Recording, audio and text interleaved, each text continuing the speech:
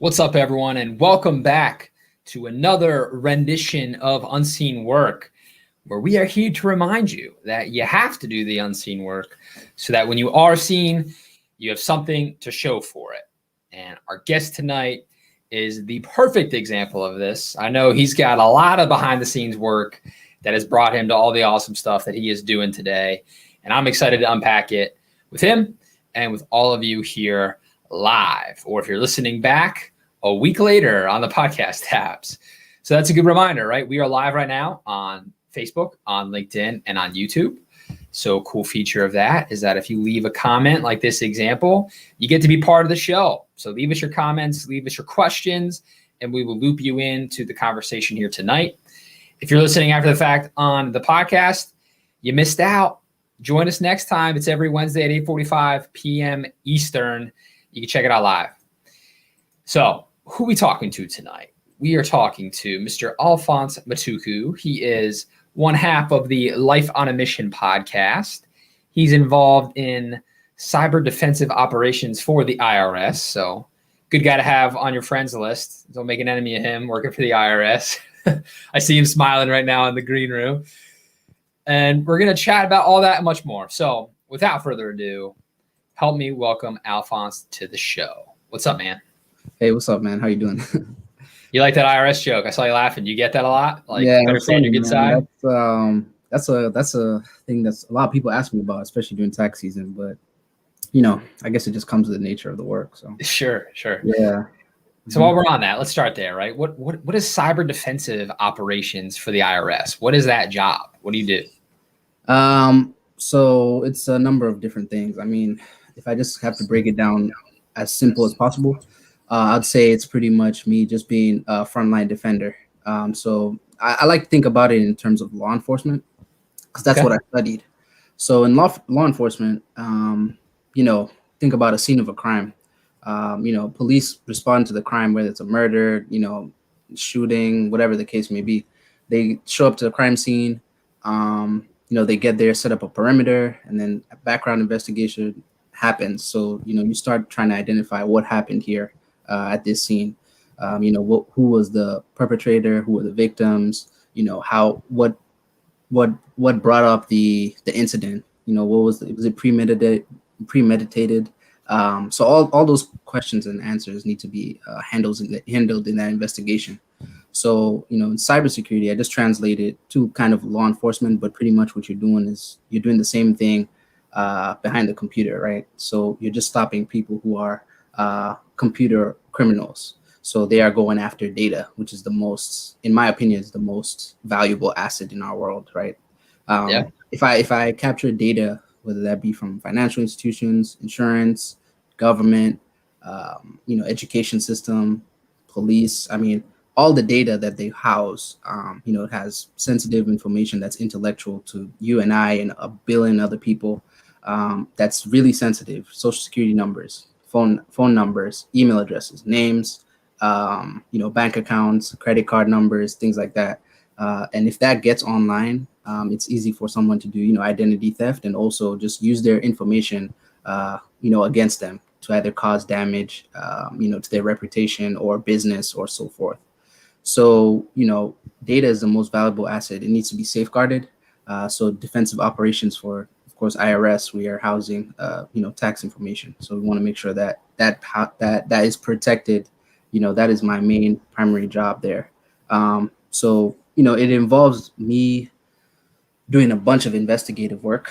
I have five things I want to answer. It's who, what, where, when, and how, right? When something happens, who, what, where, when, and how is what I want to figure out.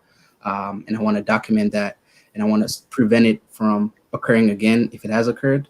And I want to actually, catch it. You want to be proactive. You want to catch it before it even gets anywhere near any system or anything that's IRS related. So that's cyber defensive operations in the most simplistic terms that I can give you. Yeah, it's interesting. Mm-hmm. Yeah, I was going to ask that. Like you were saying, the best defense, a good offense. So if you're the defensive ops, is there like an offensive ops where you're seeking out all the stuff before it happens, or is it just one and the same? Yeah, so it's called red team and blue team. So red team is the offensive cybersecurity and blue team is defensive. So I'm on blue team as a defender. But we have red team, and usually that involves penetration testers. So they are literally white hat hackers. That's what they call them in the industry. And essentially, what they do is they're given the jurisdiction to go about and simulate a cyber attack within an enterprise. So if I was if I was in your company and you needed to do a pen test as a red team, I could come in as a red team lead and bring my team of skilled hackers, white hat hackers, of course. And you'd give me access to certain things, and I would go in and I would see how I can circumvent them and how I can evade your defenses to see if I can get to your crown jewels as far as data or systems that are housing certain artifacts. That's wild. Yeah. Mm-hmm. That's really cool. So you mentioned something that you studied criminal justice. Yeah. So this is where I know you have some unseen work, right? Is you didn't necessarily get your degree, your undergraduate degree in cybersecurity. Yeah. So what sort of things you're now seen as, obviously very knowledgeable. It seems like you talk for days about it. You're the cyber guy, cybersecurity guy at the IRS, nonetheless. Like, this is not a small organization. You're at a very large firm, and it's in the government. How'd you go from point A to point B? What did you have to do that nobody sees, where you had to now learn cybersecurity on your own? Right. Yeah, it was tough. I studied law enforcement, and I decided that, that wasn't a particular path that I wanted to go down, because I realized it would take me away from my family. Right. I don't want to be away from my family, at least the way I was trying to plan my future. So I said, being out there in the field, one, my life might be a risk all the time, but then two, just being away from my family is something that's not an option for me. So I've always been into how to stop criminals. Like, I've always watched the NCIS, and shows like that when I was younger. So I wanted to always, be an FBI agent and like stop criminals and stuff like that. So I thought that was cool. And then, I started seeing what policing involved and, all that other stuff. And I was like, I don't think that's gonna happen. Yeah. Yeah, it looks better on TV, right? Yeah, it looks better on TV, man. So I said, you know what? I still want to do something of the same nature, but there has to be a different way to do it, right? So I started watching a documentary on Vice TV. It's called Cyber War, and I just got like addicted to it. So just started going through a bunch of the cybersecurity incidents or big attacks that have happened over the last like decade. So I started watching that, and just started like gathering info about these attacks, started reading into them, and I just became fascinated about how cool it was, one, and then how easy it was for a lot of these hacking groups or advanced persistent threats groups to actually, go ahead and conduct these breaches successfully. I even, read into the Equifax data breach. There was a bunch of others, OPM, which is a government organization. So I just caught wind of it that way. And then, the part of the unseen work was, starting to navigate and start thinking about how do I get myself from, okay, I have a criminal justice degree, I have a computer science minor. None of those are directly related to IT or security at all. How do I position myself to get into that industry? So I, right after I graduated, I went to a technical school, like a trade school where they just specialize in certain things. So this one was designed specifically for information technology and cybersecurity, and it's called Perscolas. So you can check it out at perscolas.org. So PERSCHOLARS.org. So I went there, and it was like a 3-month boot camp. And essentially, what I was doing was I was pretty much like, in a boot camp, 9 to 5, Monday through Friday, studying, just, trying to get, the knowledge captured, right? And a lot of what I was studying was networking, which is understanding how IT infrastructure communicates with one another. And then the second part of that bootcamp course was cybersecurity. So that was understanding attacks, some of the defense systems that are put in place, how to capture the logs, how to remediate any threats that come your way. So my whole bootcamp course was designed or structured around networking and security, and it actually focused on 2 industry certifications from CompTIA that are actually the entry level to help candidates who want to transition into IT or even just get their IT career started. down that path. So I got a CompTIA Network Plus and Security Plus cert while I was there after the 3-month boot camp. And then that's really where it just started. So I started off there. I was able to finish that in 3 months successfully, got my certifications. So I came out of there. And then at that point, it was just me looking at opportunities in the job market. Obviously, I had the degree, I had some certs, so that gave me some edge, but I didn't have the experience.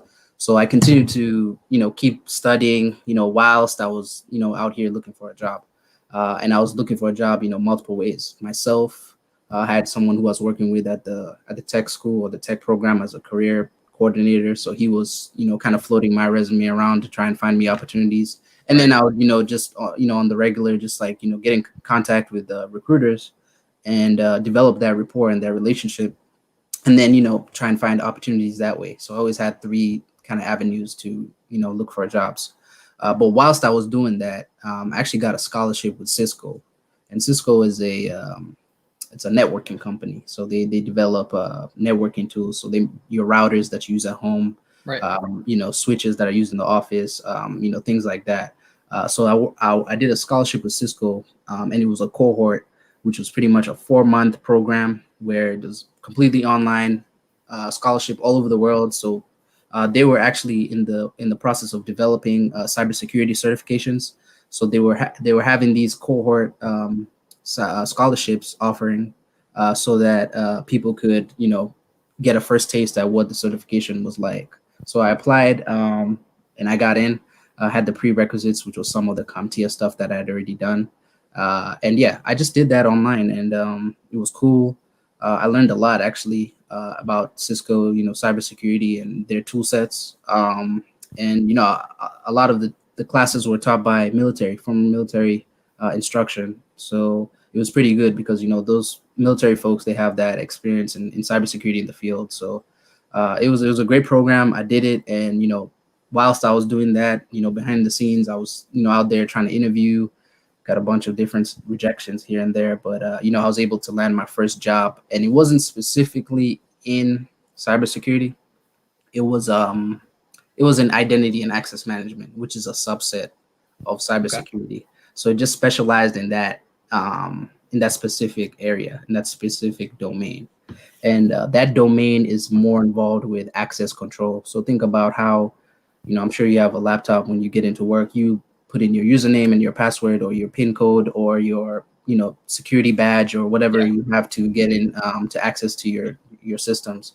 So identity and access management is pretty much maintaining access control, especially when it comes to privileged accounts. Because when hackers breach an organization or an entity, the only way they can actually get the privileges to pivot and move around and start doing damage, whether that's encrypting files, exfiltrating data, the only way they can do that is if they have an account that has higher privileges. So by you protecting those higher privileged accounts, you mitigate the threat, even if somebody breaks into your company or organization, right? So that was identity and access management in a nutshell. So I worked in that role for a couple of years, gained some experience there, very technical position. So I was able to learn a lot, hands-on, customer facing. So it was a pretty, I think for me, it was like probably the best stepping stone. And it's still within the domain of cybersecurity. So with that, after that, I went to another company where I was working as a SOC analyst, which is Security Operations Center analyst. So in that role now, I'm pretty much doing more of the same job criteria as what I'm doing today. So I'm, looking at threats each and every day, trying to mitigate them, whether that come from a user reporting it, one of my tools detecting it, or me going out in the IT environment and actually hunting and looking for those threats. So me proactively going out there to search for anything that might have or might look, out of the norm, right? Is what I'm doing. So so that's kind of my journey in a nutshell, and probably the shortest way I could give it out. That's awesome, man. Yeah, that's more like the clamshell, a little bit bigger than a nutshell. That was really good. Really good background. And I'm curious, right? You did something that most people won't do. You got a 4-year degree, and then you went back to school at a technical school, right? A lot of people get a 4-year degree in something that they end up figuring out they don't love, but they're they're already so far down that path. They just say, okay, whatever, I'll just do it. Then they get the job in the field and just like relinquish themselves to the fact that this is what life will be. You didn't do that. So I'm curious to hear from you. Where does that come from in you? Like, where is this like you're channeling your grandparents, your parents, something like this was modeled for you growing up? Or is it just some crazy quality Alphonse just happens to have, right? Like, where does that come from, do you think? That's a great question. I think it's just you know, I knew I needed to get there, and once I set that out in my mind, then I was looking to whatever avenue I needed to go to get there. So obviously, without the background in the field, I wasn't able to kind of compete with other people who might be necessarily going in the same direction. So going back to school had to be an option for me. And it had to, because even when I first started, like I started learning this stuff, now I have a very good grasp of kind of a broad range of everything. But when I first started, I was like, this is a lot. Like, how am I gonna like how am I gonna like get this all in my head? Like it's so much. But yeah, I think it's just something where I came across it because I heard about it from a family friend. So he's the one who actually brought it to my attention. Then when I looked into the program and curriculum, I thought that might be a good chance to take for me to get in there and get myself in the door. So I knew I had to go back because I didn't have the experience, and for me to open the doors, I need to get the knowledge and at least some kind of certifications to couple with my degree. Right. So so that's why I went back. But I think it's just one of those things where once I mentally checked in, I couldn't check out. So yeah. You were an athlete, right, in college, if I remember correctly? Yeah, 4-year soccer letter winner. Yeah, so do you feel like that's part of it? Like, once you had in your head you couldn't check out, it's almost like, you're running down the field with the ball between your feet, right? And you just eye on the prize, eye on the goal. Yeah, I can relate it to that. I think I relate a lot of stuff that happens in my life to that, because it's like, even if you're on a team and you're trying to win a championship, I mean, there's little things that you have to do. Maybe not paid attention as much, but if you're on the field, those last minute slide tackles, that last minute block, that last sprint to kind of save the ball from going out, putting your body on the line, things like that not many people might glorify too much. They might glorify the guys who score the goals, and that's it. As long as they score the goals, we won the game. That's what hits the newspaper first. But the people who block the shots, do the sprinting, make those last minute challenges, to kind of stop stuff from happening, whether that be on the defense or offensive end, all that matters as well. So it's a team effort, and it's something that at least I can relate to being an athlete.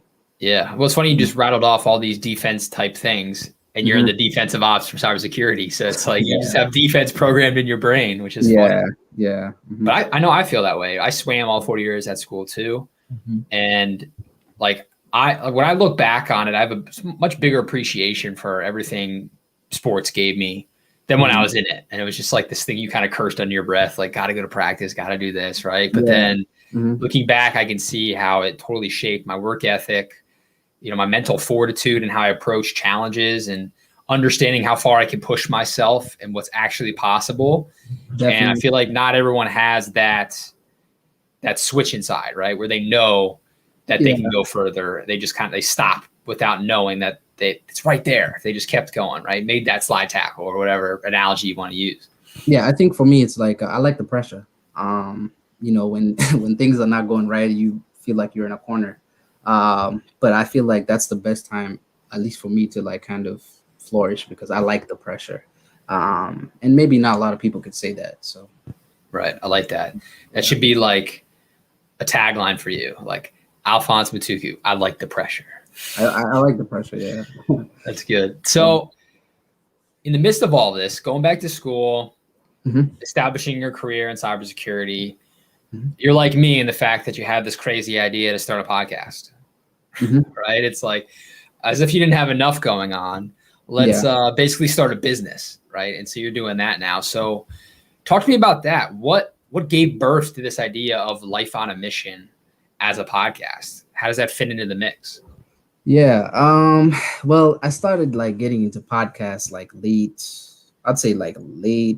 or like middle of like 2020. So I just started because like I always like learning. I'm like a lifelong learner. That's something that's innate in me. So I just like learning new stuff. So I just wanted to kind of expand my horizon into different avenues. Just learn about different things that maybe I wasn't necessarily taught in school, like how to invest money. Learn a little bit about real estate, taxes, this and so forth. So different topics, just to kind of give me an edge. I'd like to call it. When you're well rounded, it gives you an edge in life. So I started just listening to a couple of podcasts. I listened to yours a little bit as well. So It was great. It was good for like motivational purposes as well. So yeah, I started listening and I was just like, all right, this is cool. Let me see if I can start my own podcast. And Life on a Mission, I think, resonates to me well because I feel like that's kind of where my life has been over the last like maybe 5 or 6 years. Just me kind of trying to put myself on the right track and develop a future here. So Life on a Mission is something that I felt like hit home with me based on my life experience. And I just wanted to kind of create a platform where I can go ahead and kind of showcase other people who might be on that same mindset or wavelength. So yeah, that's how the podcast kind of came to life, and I'm doing it with my co-host, and me and him, we networked. So we're both in the IT industry. He's a cloud architect. I'm in cybersecurity. So we met, and obviously our conversation to start was about technology because we're both technologists. So we just started talking, and it just kind of fostered itself into a relationship where we can talk about tech, but on the flip side, we can talk about just life stuff in general. Sure, anything. Yeah. And just being where we're from, the same neighborhood, kind of similar background, and then it just like everything just kind of resonated as far as like when it comes to Life on a Mission. I after hearing his story, I can see how it relates to mine in certain criterias and what forth. So we just started talking to each other, and during the pandemic, obviously, when things were shut down, and lack of movement was going on. How do we stay in touch with people? FaceTime, Teams, Right. Zoom, whatever we could do to kind of just have that interaction that we were missing. So we just started out just checking up on each other. Every week, once a week, just talking. What's going on? What are you getting into? We started learning or talking about things that we're listening to, whether that be on podcasts, coming up in the industry, things that we're looking forward to, certain technologies, how to kind of advance ourselves in our career. So we just started talking, and over the months we were just like, okay, let's just hop on the mic and start Just record these conversations. Because we thought it was beneficial, with some of the information that we were talking about internally. So that's just how it started, and we've just been running it for the past. I think we started in November, so I've been running for like, what are we, June? Maybe like 6 months now. So it's coming good, and that's where it kind of just started off. So I'd like to call it I won't really call it like a passion project, but it's just something that I thought that would be good as far as with us being in lockdown, it can give people maybe something bright to look to, or just share information, exchange ideas, and as well network with other folks who might be doing certain things that later on down the line we might want to get involved with. So we just wanted to open ourselves up to the world, and just share the information that we can and how it can be helpful to others. It's funny. That's exactly how I started my first podcast. It's just like you listen to enough and you're like, you know what? I could do this. Right. And then it's that athlete's mind. Like once you get dialed in, you don't let it go and you just keep going. Yeah. And what I love about it is, like you said, passion. It's not like it's a passion project. For me, it's a lifestyle at this point. Like you just become someone who does a podcast.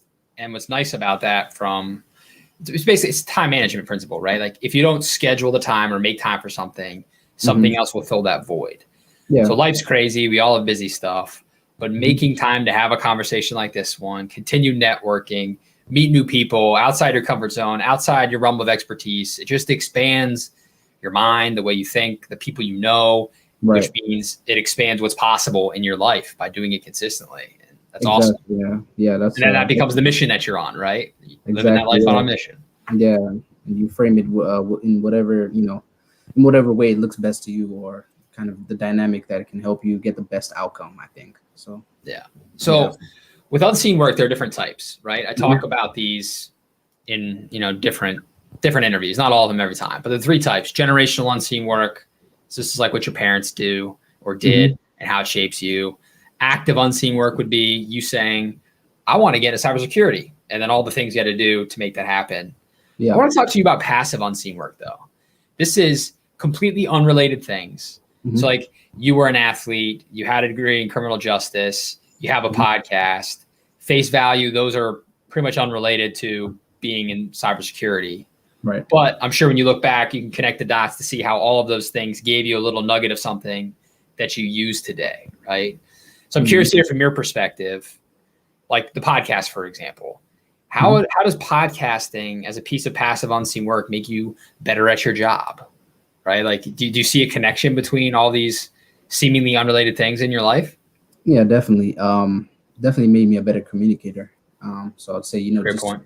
Yeah, I feel like even just listening to it from like the beginning up until today, I've got a lot better, just communicating, certain things, trying to explain myself, trying to discuss topics or concepts among other people. So it just gives you, I think, like, I could, at this point, I feel like I could become like a good voiceover person. Yeah. because I can go ahead and, I can articulate things very well, and I'll continue to improve that. So maybe later on down the line, I might look to do some voiceover work. So that's something that, now kind of curated in my mind a little bit. Yeah. Side note on that, just I'll send you this app that I'm using. So this is an app where it's not voiceover, but I'm literally signed up as a creator on this thing. I get products sent to my house for free now. Wow. And then I get paid. I get to keep them. And I get paid to film a video, like doing like a review of it. My wife jokes, she's like, "You're like Billy May, you're like the OxyContin guy." I like do like, here's my new birthday. But you can record it off from your phone, make like $20 a video, you get cool stuff. That's and cool. It's the exact thing I was thinking to myself.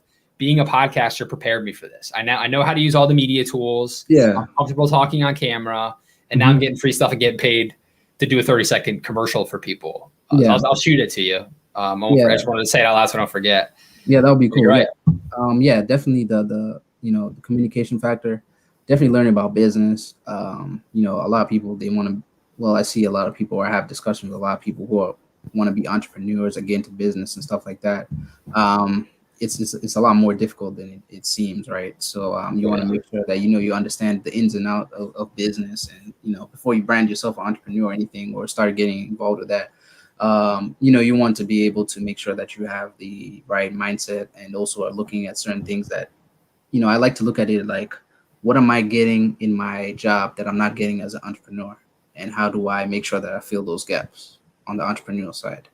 Because I feel like that's something that might not necessarily be thought about typically when people start off, right? So you'll like this phrase that somebody shared with me on a podcast.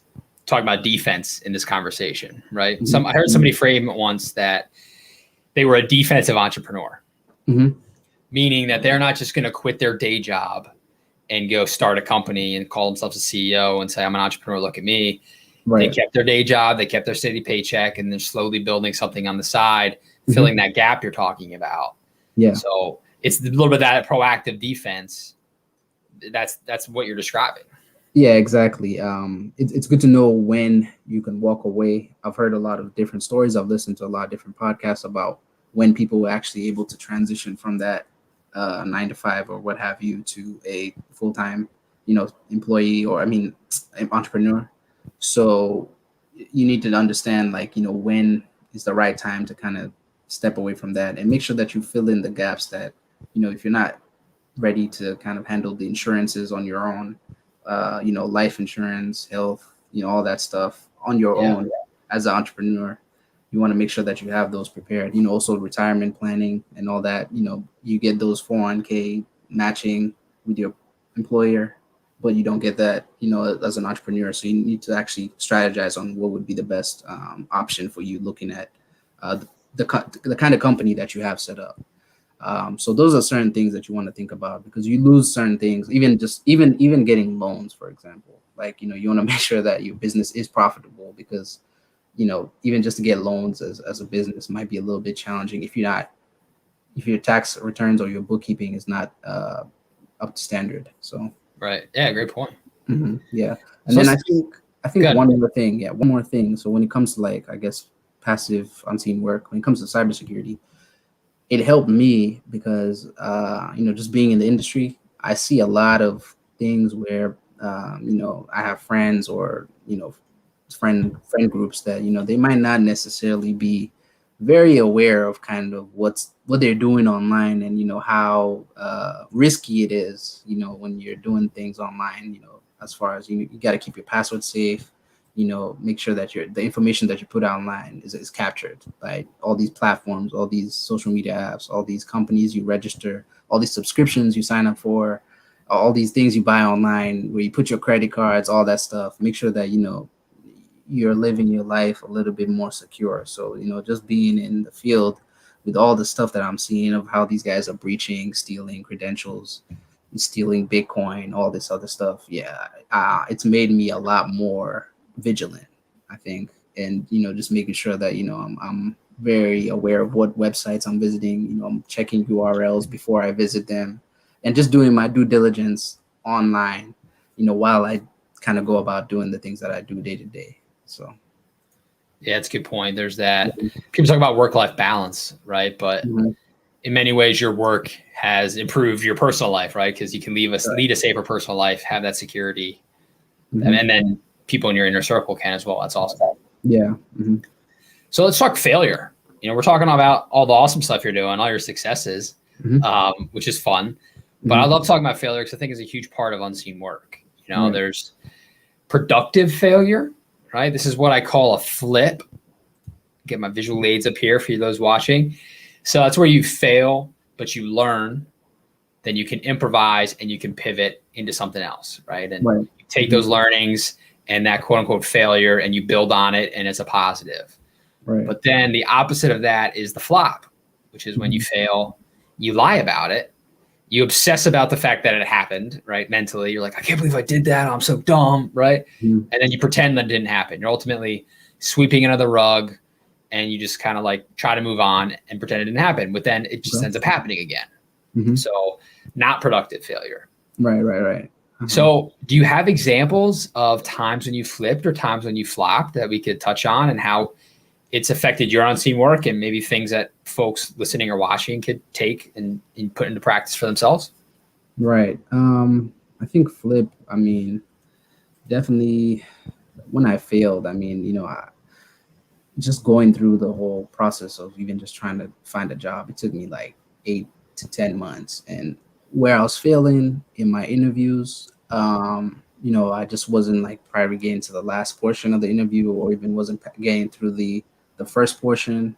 My confidence wasn't there. I don't call that failure, but I just feel like, without the reps, without the experience, I wasn't as confident as I needed to be gaining those situations. So I think the thing about me is that everything or any interview or any difficult stretch that I had, even just failing some certifications, it's not like when I was getting these certifications, I was just passing them like straight away. I remember I failed a couple.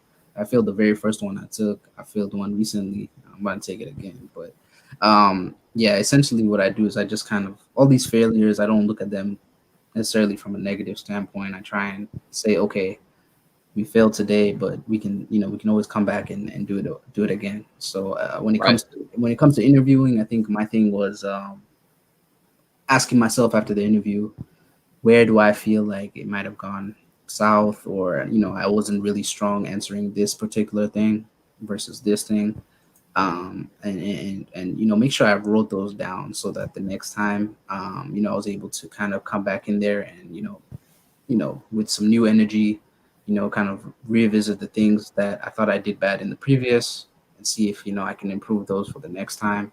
And then also I did a lot of talking to people who are in the industry, so started finding mentors to kind of help guide me, right? So they can give me some tips and information on how to kind of better handle those interviews, how to flip an interview from just you being asked questions by the interviewer, and flip that into an actual conversation. So it's not just I walk in the door and someone's just hammering me with questions. It's like I walk in and it's like right now, a conversation. Right? Isn't it funny? Talk about passive unseen work. Yeah. I recently started a new job too, and I had fun flipping the interview to where it's like, I'm going to do a podcast right now, and just like having that flip, like they're going to talk less than me, right? I'm going to ask them all these questions.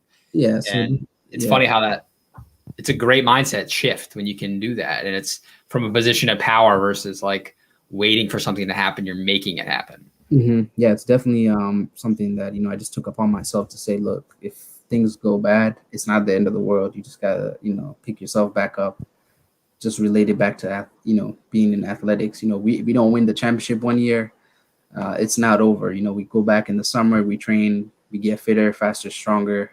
We come together as a team and see if we can go out there and get it the next year, right? So or even an individual game, right? You miss a goal, you got to get back up and run back downfield and get it back on defense and then get your next shot again. It's get the next opportunity and make sure it's a lot better finishing than the last one. So so that's those are, I think, are the most important ones.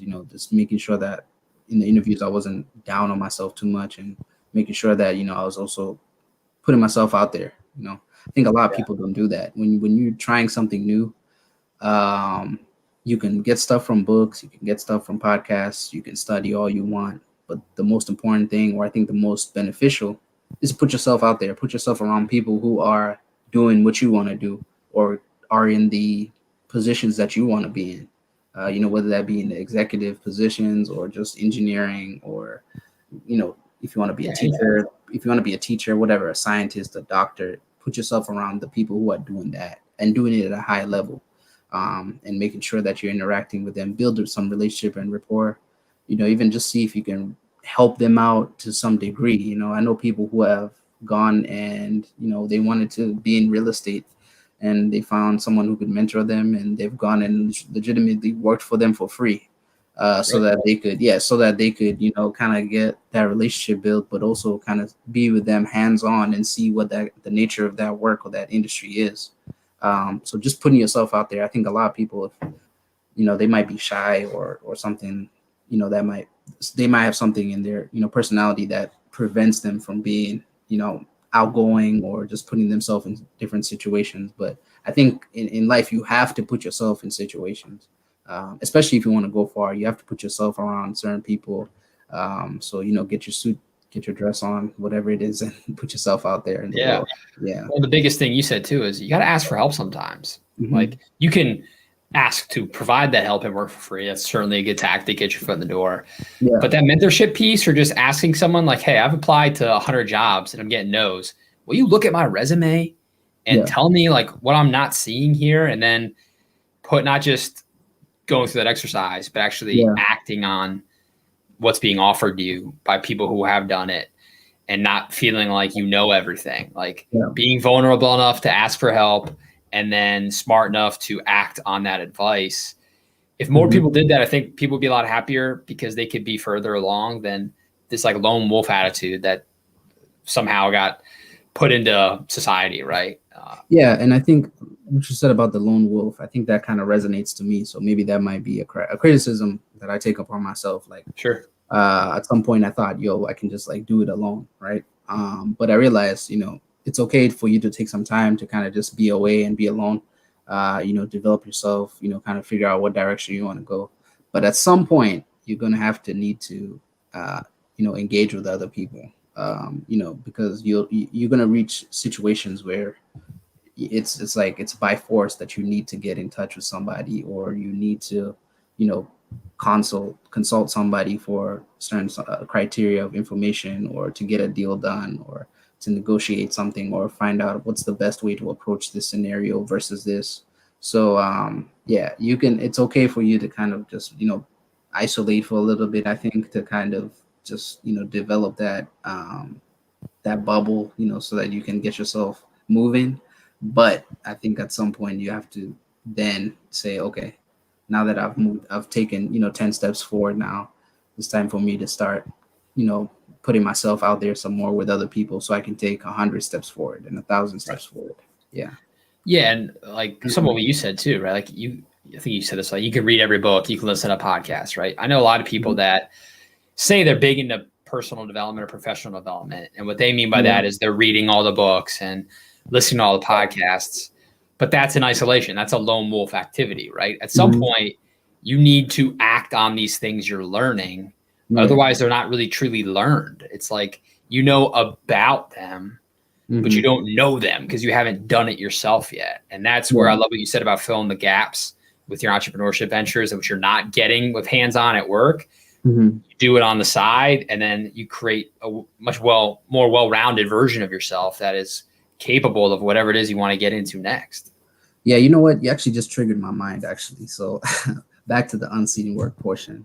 I guess one thing that I did miss out on, but I think that was probably the most critical thing that I did when I was, kind of getting myself into this industry was I set up a home lab environment. So when I was working at my very first job, I went to the help desk there, and obviously I didn't have a lot of money at the time. So I was trying to set up an environment or a simulated environment in my place where I could run some penetration testing, some hacking, right?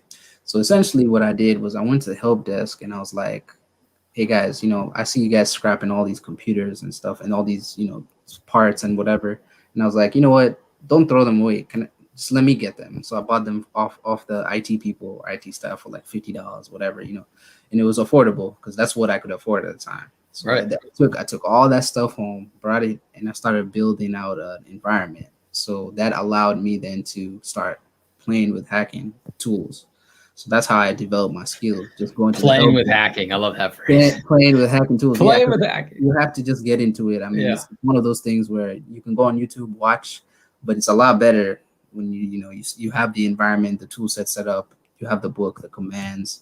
You can see what kind of attacks you want to execute, and then you can just go in there and start doing it. And it's not that difficult. I think that anybody can pretty much pick up those things. The tools are open source, so they're available for you to download and all that, which is crazy to me, but that's the industry. It's a little scary. It's like anybody can do it. Anybody can play. Anybody can do it. Anybody can do it. If you understand networking to basic level, you'll be able to do it. So so I was able to get that those resources and come back, and it wasn't the best lab in the world. It wasn't like a super high tech or whatever. It doesn't need to be, right? You just got to start. It was something that I could work with the resources that I had at the time. So I just had to get after it, and I think that it brought me the best results, because then with that I was able then to carry that in my interviews and kind of talk about some of the stuff that I've been doing. And I think for a candidate, that shows a lot of initiative. So it kind of separated me from a lot of people. Yeah, absolutely. Yeah. Because again, if you're interviewing, do you want somebody that only knows what the book tells them, or do you want somebody that supplements that with real world experience? You're already that step ahead for sure. Yeah. So what's next for Alphonse, right? I'm sure you're thinking about it, right? This is not where you're stopping. What unseen work are you in the middle of right now towards something that you haven't hit yet? Definitely just building the podcast some more. So just trying to see how we can continue to scale up on that, especially in a format that I think is going to produce the best results. So we're not trying to scale too fast. I just want to continue to build slowly to see what's going to give us the most results, and continue to build that over my lifetime. See where that goes. I know all these podcasters, Joe Rogan, and people like that, I wonder where they started out from. I need to go all the way to the beginning and kind of see what Joe Rogan's podcast was, episode 1, 2, 3, 4, 5. And then, kind of use that as a motivational factor for me to kind of see where I can take that, we can take that, our podcast in the future.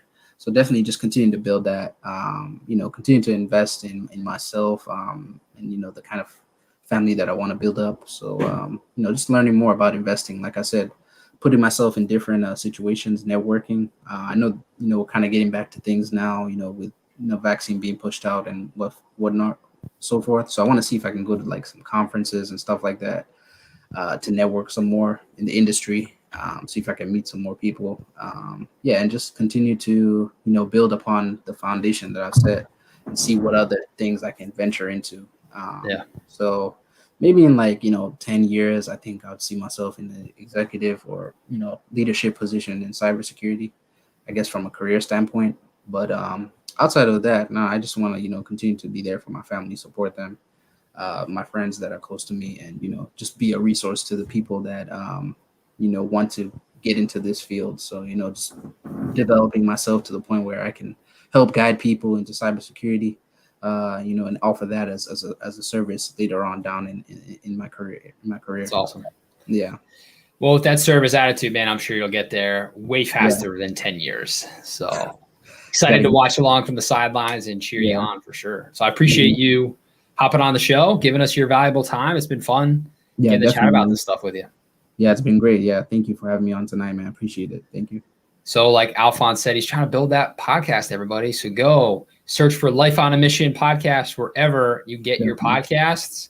Subscribe, give them a rating. That helps a lot. And check out that content. You'll even find yours truly on there. If you scroll back a few episodes, we had some fun on this show for sure. So thank you all for watching. Thank you all for listening. And we will see you next time. Now, if you're watching this live, listening to this back, we will not be live next week. I'll be in Texas next week. Alphonse talking about the world reopening, going to my first trade show in a couple years here in Texas. So we'll not be live next Wednesday, but we'll be back the following week with more of these fun conversations. So we will see you all next time. Cool. Thank you. Appreciate it.